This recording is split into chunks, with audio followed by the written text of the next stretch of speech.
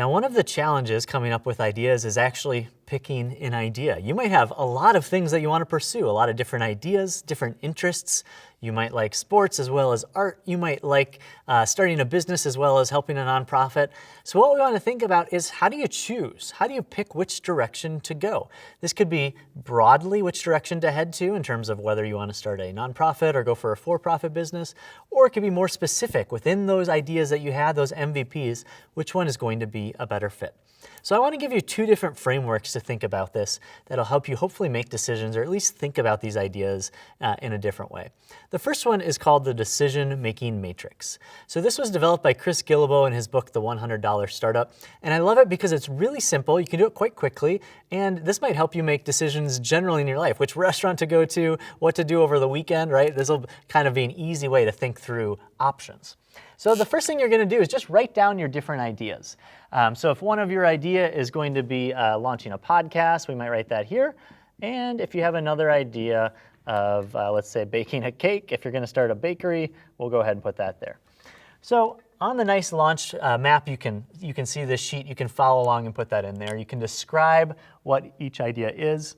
If you have similar ideas, it's a great way to differentiate, right? Is that maybe they're quite similar. So maybe you have a podcast that is an interview podcast, but you also have a podcast that is a narrative podcast, right? So both podcasts, but just different styles of podcasts.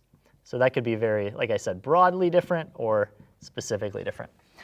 And then all we're going to do is we're going to score these ideas in 4 different categories on a scale of 1 to 5. So 1 would be least, 5 would be the biggest, and we're going to look at it in 4 areas. The first one is impact. So how much of an impact will this idea have for your customers or your community or whoever you're trying to serve?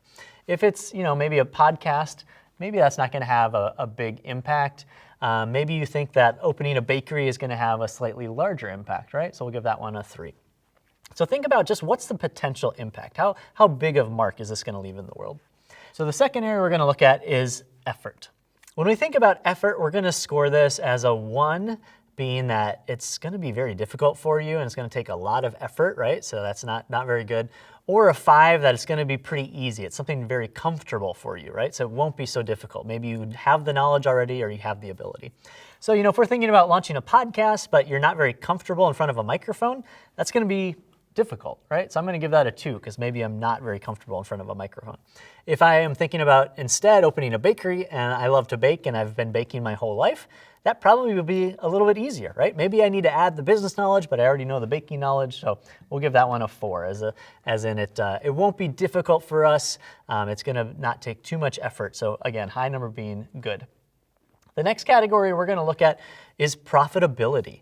So if we are going to launch a business, we need to make money. We need to have customers, right? So how profitable could this idea be? Even if an idea was going to have a large impact and it's pretty easy for you, but you can't make money doing it, it might not be an idea you want to pursue. So if it's maybe the podcast is not going to be very profitable, whereas the cake shop will be a little bit more profitable. So we'll give that one a 3. Now, the last category is vision, and this is a bit subjective. This is essentially, what's the vision you have for yourself? Where do you hope to be when this is done? Is this an area of life that you want to spend time doing? Is it something you want to pursue? So maybe podcast is, it fits my vision of where I want to be. I want to spend my time learning and talking to people. Whereas maybe running a bakery is, it sounds nice, but it's not exactly my dream vision, right? So we can score these different ideas in these categories and then just add them up. So in this case, we have a 10 for the podcast, and we have We have a 13 for the bakery.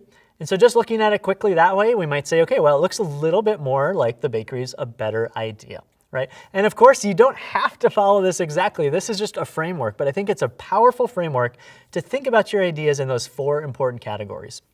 Is it going to have an impact? Can I do it? Will it be profitable? And does it match where I want to be in my own life? So think through the decision-making matrix with your own ideas, compare them to one another on the nice launch map.